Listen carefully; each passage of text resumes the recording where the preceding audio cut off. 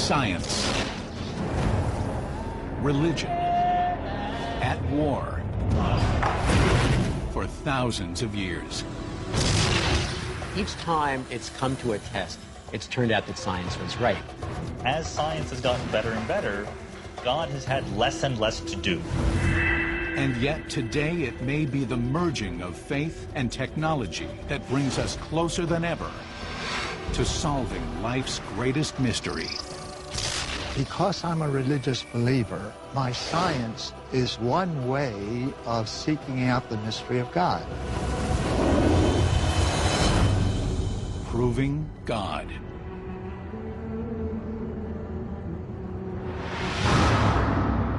For centuries, the Catholic Church waged war on science, believing its very existence could undermine the most sacred tenets of faith. Scientists were branded as heretics, their breakthroughs hidden from the public, and sometimes even recanted under threat of death. But today, there are signs of radical change. When people learn that I'm both a priest and a scientist, and particularly working for the Vatican that has an observatory, the question is always, why? Why does the Vatican have an observatory?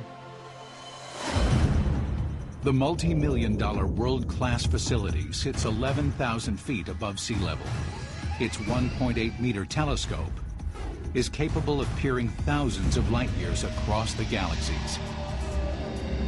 The scientists here are trained in astronomy and cosmology. What makes them unique? They're also men of faith who have embraced science as a tool in their quest to find God.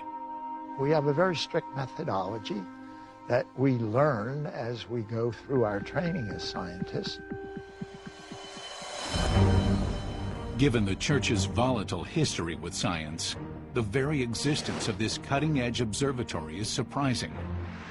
Well, especially since the Enlightenment, there has been an acrimonious relationship between science and religion, where science, I think, has explained more and more and more of the world, and religious people have gotten more and more and more threatened. The core of the threat for believers is that science will so shrink God that there is no God.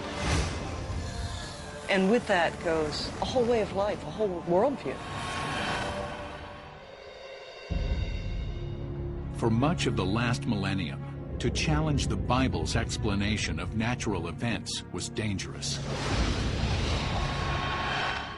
In the early 1600s, prominent astronomers were put on trial when their scientific findings conflicted with commonly held religious beliefs.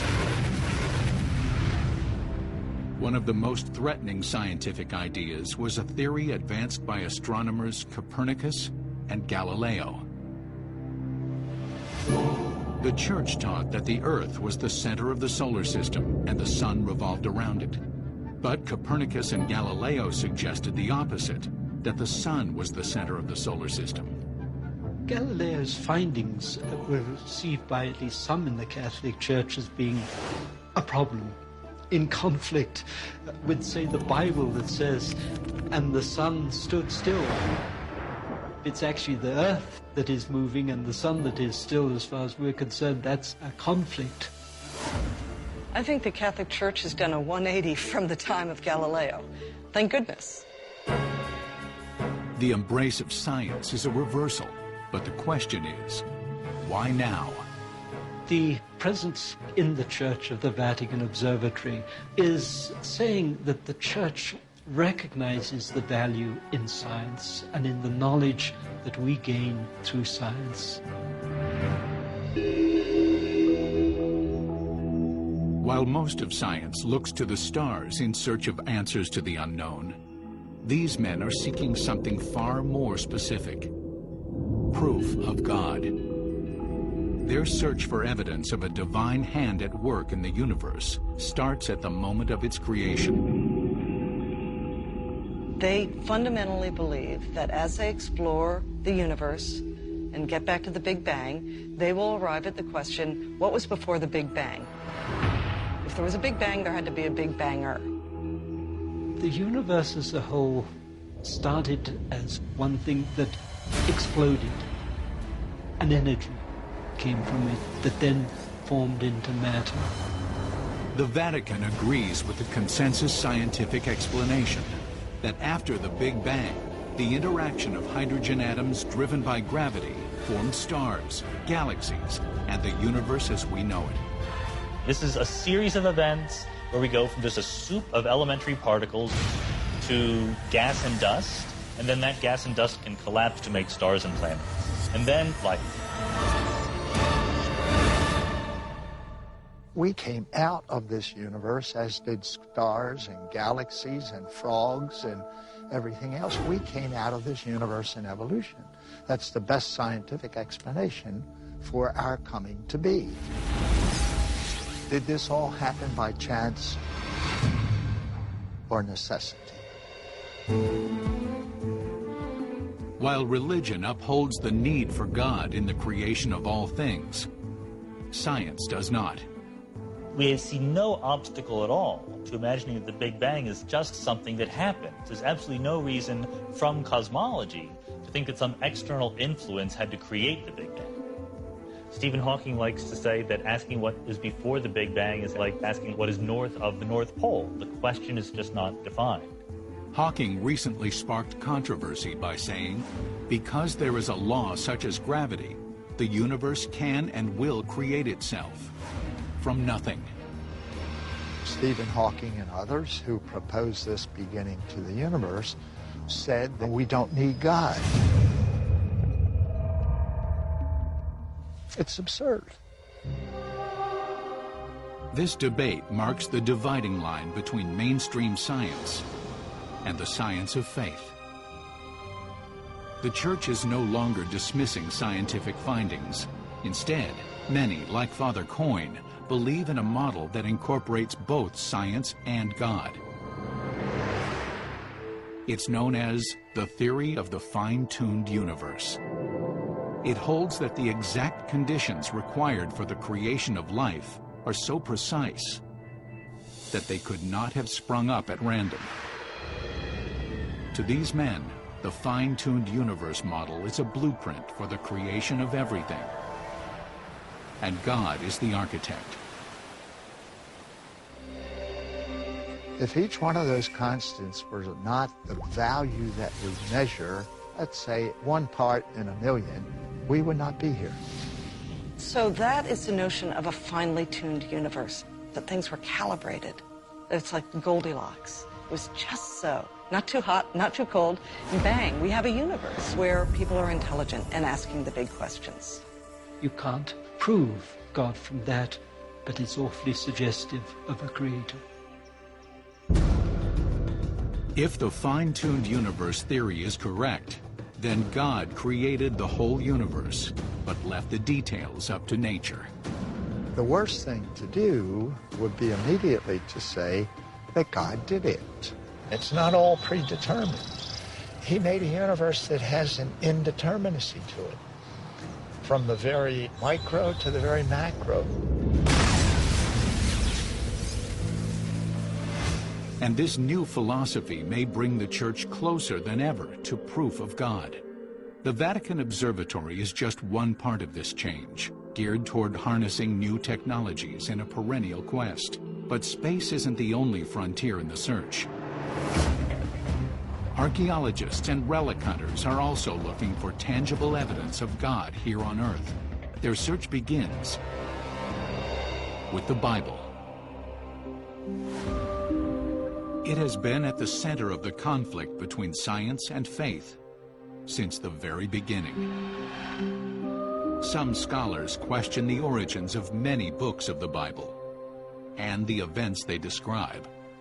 If you look at the Bible as a literal document, science has some problem with that. But true believers see it as the literal word of the Lord. And now they're using science to try to prove it. If scientific investigation can prove that certain miracles of the Bible could have actually taken place, many believe it can also prove that God exists.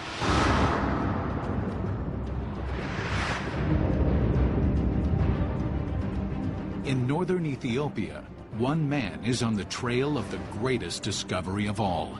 Well, I was trained as a police officer in CSI. Now I use those skills to try to solve ancient mysteries of the Bible. Today we're off on a very exciting journey to possibly solve one of the biggest mysteries of all time. His mission: find the lost Ark of the Covenant, a mysterious chest built to hold the tablets on which the 10 Commandments were written. For many, the Ark is little more than a legend, but the faithful believe it will reveal physical proof of God.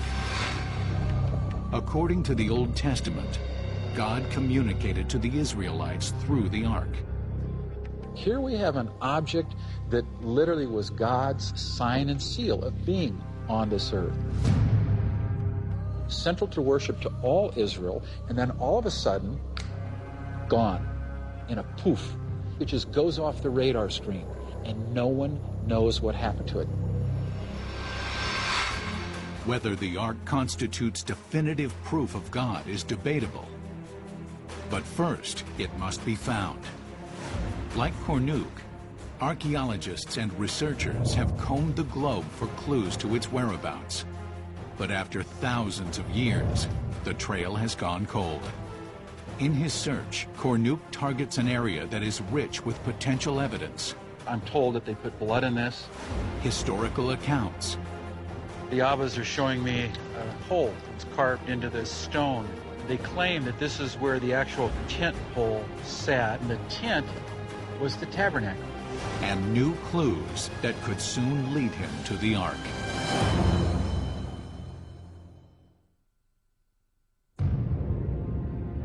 For centuries, man has looked to the heavens, first as a sign of faith, and later in scientific reflection. Now, it's the convergence of these two opposing doctrines that may hold the key to solving life's greatest mystery, proof of God. Bob Kornuk is on the front lines of this search for tangible evidence, seeking the lost Ark of the Covenant. One of the Old Testament's most important artifacts, the Ark is believed to contain the almighty power of God. The find could change both science and religion. But it has been lost for thousands of years. They're looking for the Ark of the Covenant. This object that's central to all worship of all Israel just goes off the radar screen. It's there 1 minute, and then it vanishes just like a puff of smoke. Kornuk has pored over the story of the Ark, searching for vital clues. The instructions on how to build the Ark were given by God to Moses, like a blueprint. The Ark is believed to be large enough to contain the stone tablets of the 10 Commandments. It's about 3.5 feet long, and about 2.5 feet wide, and 2.5 feet high. It was laminated inside and outside with gold. On top of the Ark sat 2 gilded angels. Both the power and the wrath of God were thought to rest within the Ark itself. Only the most devout priests could approach it.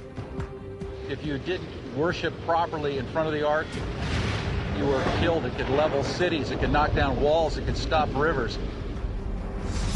In 960 BC, the Ark was placed inside the first Temple of Solomon in Jerusalem. This account in the Book of Kings is the last time the Ark is mentioned in the Bible. There's nobody in the Bible that says, oh, when the Ark was stolen or it was destroyed. It just ceases to exist. Biblical scholars differ on where and when the Ark vanished. Various theories persist. For Kornuk, the most compelling lead emerged from research begun in the 1980s by Graham Hancock, a correspondent for The Economist. Hancock theorized that the Ark was rescued from the Temple of Solomon during the reign of a pagan king. That person is Manasseh, an evil, maniacal, crazy king who put in pagan idols within the temple. This desecration of the temple would have pushed the devout priests who guarded the Ark to protect it by any means necessary, even removing it from its sacred resting place. The Ark would have been taken out by the loyal Levitical priests, that it would have been repulsed at what was being done with polluting the temple. Kornuk believes that the most likely path of escape from Jerusalem would have been west to Egypt and then down the Nile River.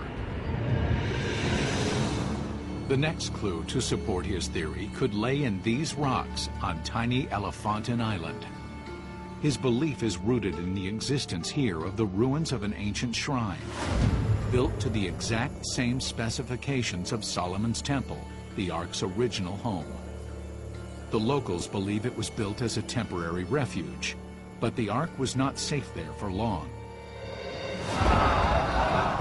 It's said by the archaeologists that there was a great conflict on Elephantine Island. Historians describe a rampage by neighboring Egyptians that placed the Ark in peril. Kornuk believes that the motive for the attack might provide a clue about what happened to the Ark. The Ark was said to be so powerful that a sacrifice of blood had to be made before viewing it. By Jewish law, this is forbidden everywhere, except in the presence of the Ark. The Jews would have sacrificed the ram, and Egyptians worshipped the ram. It's a conflict, a destruction of the temple. Kornuk speculates that amid the battle, the Ark was rushed to safety. The question is, where?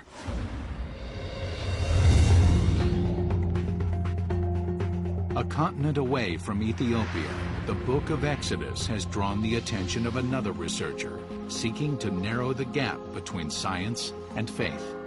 I'm a great believer in science, and I think you can have complete view of the world that's scientific and that's totally coherent. But I also think, if you look at the Bible, there are these pointers that God really does exist. Sir Colin Humphreys, a physicist and devout Christian, believes science is the key to unlocking the mysteries of the Old Testament and could ultimately prove that God engineered these epic events. His investigation begins with one of the most iconic moments in the Bible, the parting of the Red Sea. Egypt, 1446 BC. According to the Book of Exodus, Moses and the Israelites escaped slavery, but find themselves trapped between the sword and the sea. The Israelites were really trapped, and they had no way out.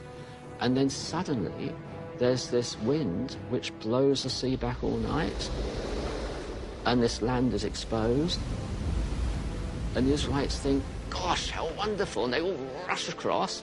And of course, Pharaoh's army then chases after them, but the water then comes back and catches them.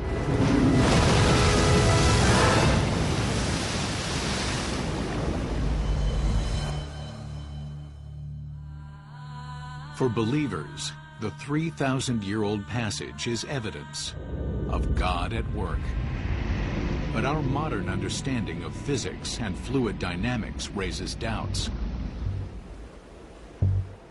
The Red Sea is a vast body of water, more than 200 miles at its widest, with an average depth of more than 1,600 feet.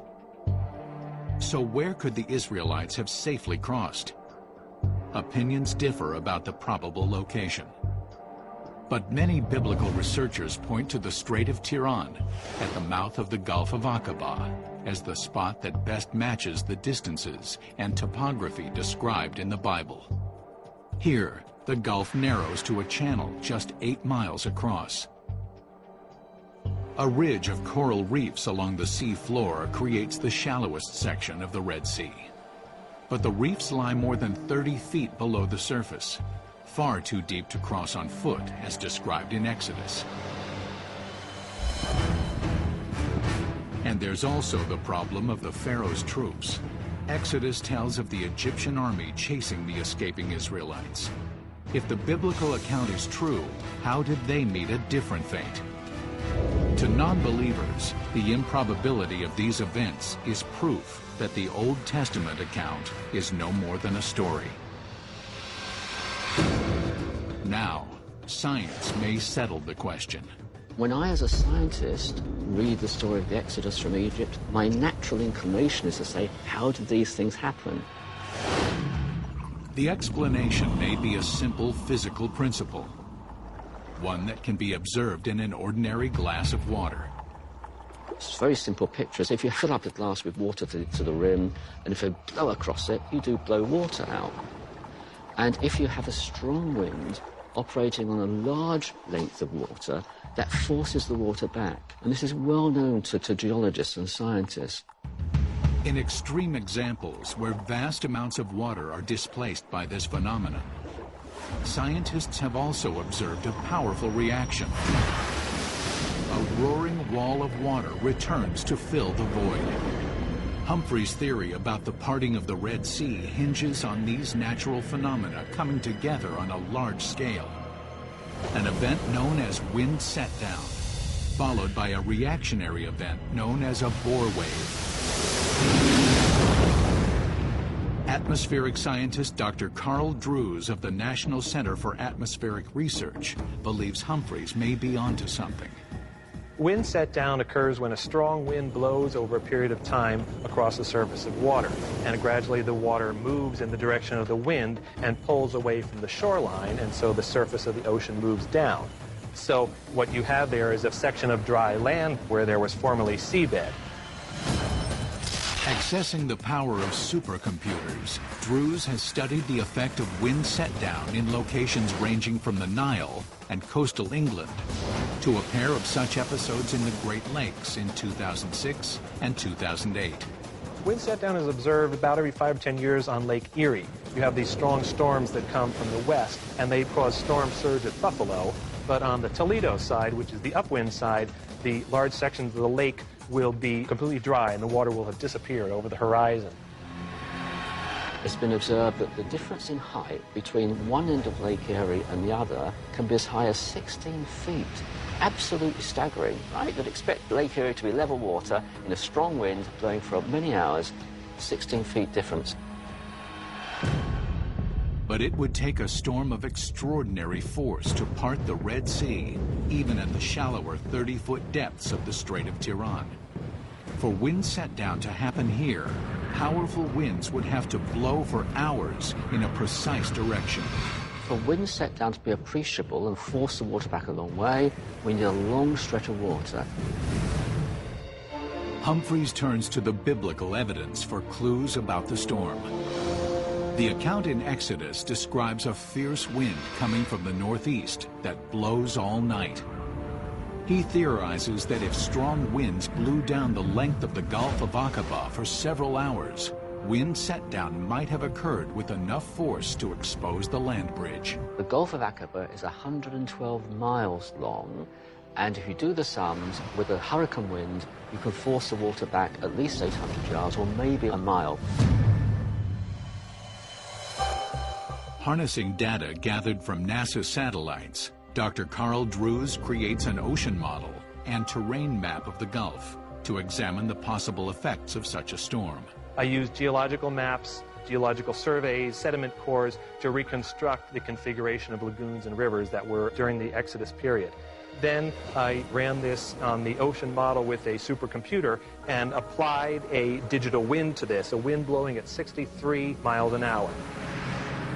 It would be difficult to walk into that kind of wind, but it's possible. You can make forward progress. Hurricanes and cyclones most often develop over the open ocean. So, accounting for global weather patterns, could a storm of this magnitude have targeted the Red Sea, which is surrounded by land? An oceanographic study at Florida State University calculated that such a storm could hit this region only once every 2,400 years. A slim probability, but scientifically possible. Combining the biblical account of the crossing with the scientific modeling, Drews constructs a timeline that matches the conditions described in Exodus. The perfect storm. The Bible says that this occurred over a night. So wind blowing for 12 hours suddenly stops, and I find that the waters part and stay parted for a period of 4 hours, then they rush back together again. But even given 4 hours to cross the exposed land bridge, it would have been impossible for 2 million Israelites to traverse the Red Sea and escape. Does the scientific evidence disprove the biblical account? That would be a lot of people to get through a small space in just 4 hours. This number is unbelievably large. A lot of people think the Exodus story is made up. Humphreys attributes this discrepancy to a troublesome translation of Exodus. In ancient Hebrew, the same word can have several different meanings. And the word that's used for 1,000 in the book of Exodus is a Hebrew word called elef, but that can also mean a group or a troop. We know from Egyptian literature that a troop in an Egyptian army was just 10 men. And so when you take that translation into account, you do the sums, you end up not with 603,000 men over 20, you end up with about 5,000 men over 20. Adding women and children, you have about 20,000 people. Much more manageable. If Humphrey's new calculation is accurate, it bolsters the case that the Red Sea miracle really did happen. Humphreys calculates that a crowd of this size could cross an 8-mile seabed in 4 hours. And then everything fits together. And the mathematics, which was complicated, suddenly simplifies down, and it's just so elegant. You say this has to be the right solution. It's a thrilling sort of discovery. Advanced computer modeling may also validate one final piece of the Red Sea miracle. In narrowing the time frame of the crossing down to a 4-hour window, science has allowed for how the Israelites may have escaped to freedom, and also how the Egyptians potentially met their doom in one of the greatest slaughters depicted in the Bible.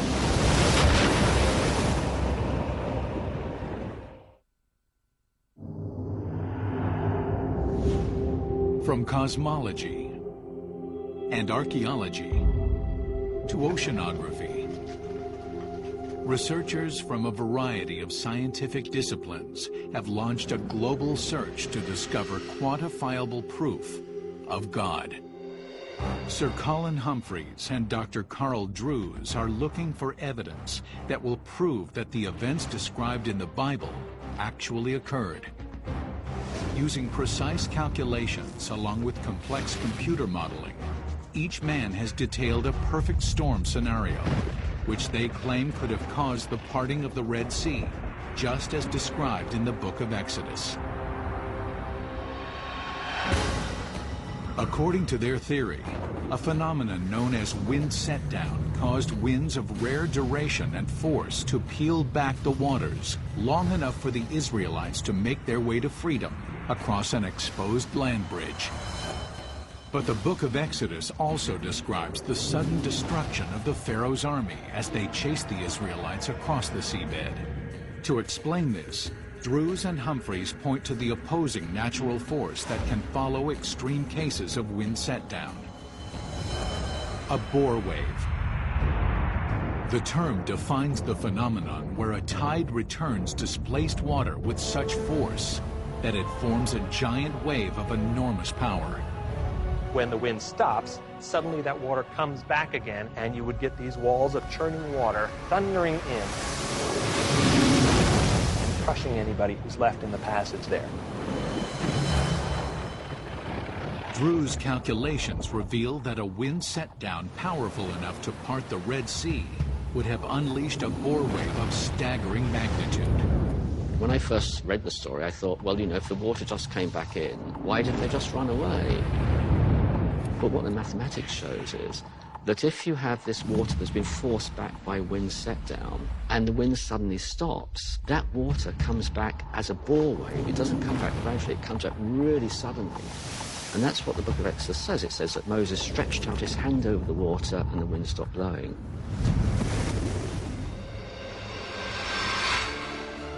Whether invoked by the hand of Moses or the natural reaction to wind set down, a bore wave of this force would have obliterated the Pharaoh's army in an instant. Suddenly they hear this roaring in the distance. Then they look up, and what looks like a mountain of water is bearing down on them from both sides and from the back.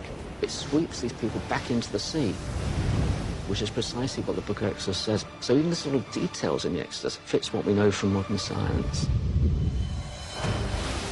Bore waves are rare, and a precise mathematical model to predict this phenomenon has eluded scientists for centuries, until now. The mathematics is quite complicated. It's called second-order differential equations. 300 years ago, you couldn't do them. 200 years ago, you couldn't do them. You know, people would have had no explanation. But now we can say it fits with modern science and it fits with a natural mechanism.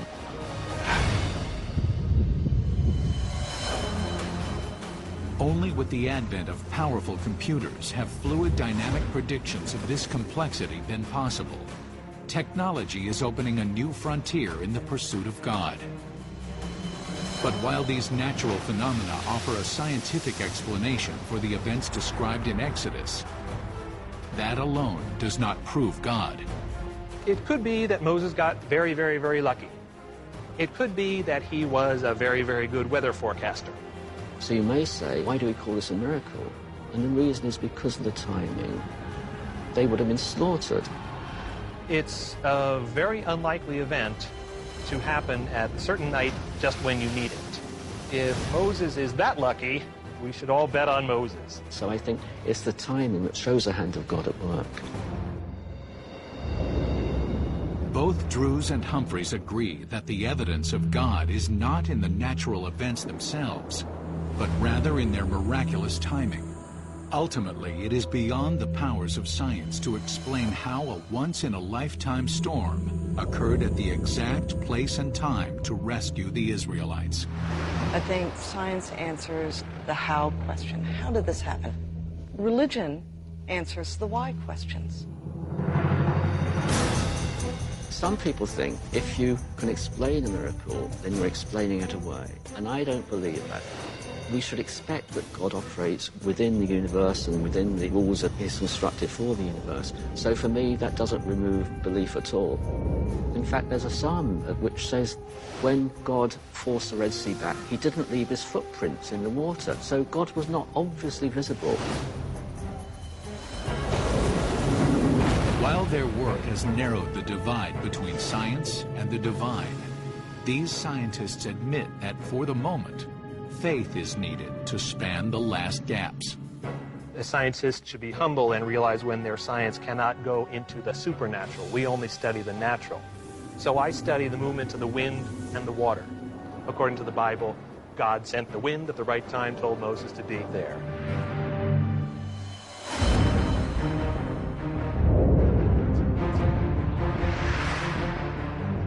In his quest to find the lost Ark of the Covenant and the proof of God it may contain, Bob Cornuke has followed the trail of clues into northern Africa. If the Ark were chased from its 300-year resting place on Elephantine Island, Cornuke thinks the most likely route to safety would have been straight down the Nile into Ethiopia. It is here that Cornuke's search takes him today. We're going to Gondar, which is a place where Jews reside to this day, and they say that they're descendants of the very people that brought the Ark of the Covenant here to Ethiopia. Here, Jews make up less than 1% of the population. But the existence of this isolated community is not concrete evidence that the Ark passed this way. Most experts believe the presence of Jews here is merely coincidental. Scholars scoff at the notion that the Ark of the Covenant could have come here. We're going to find out if these scholars could be proven wrong.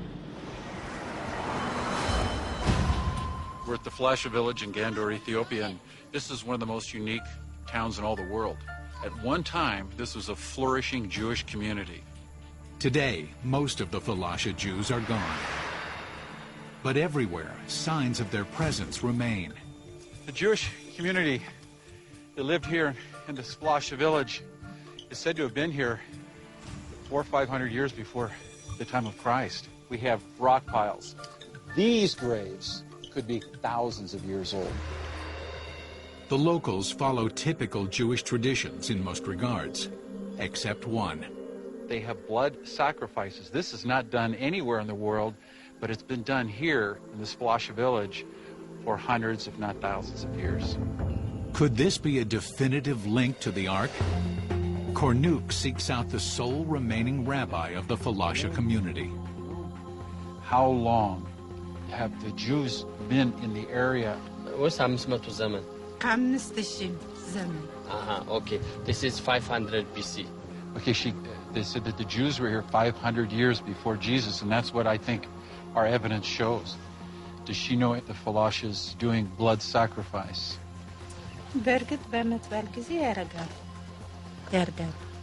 Yes, they did.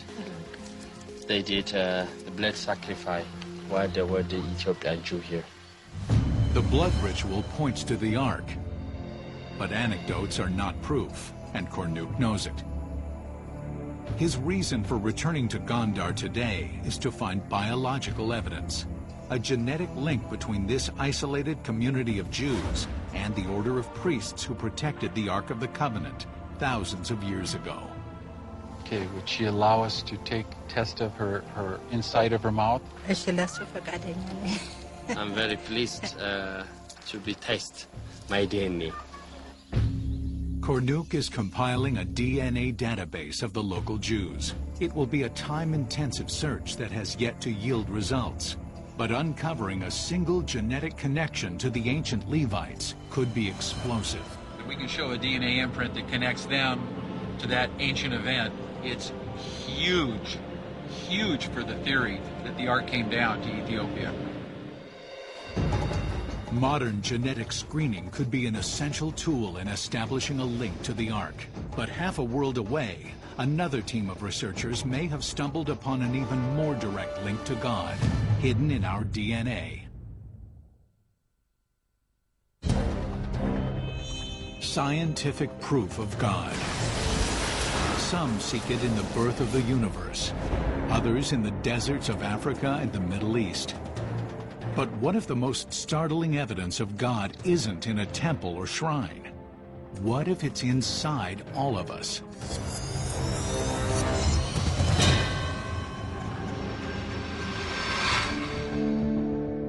Recent genetics research has sparked an explosive debate by exploring whether we might be hardwired to believe in God.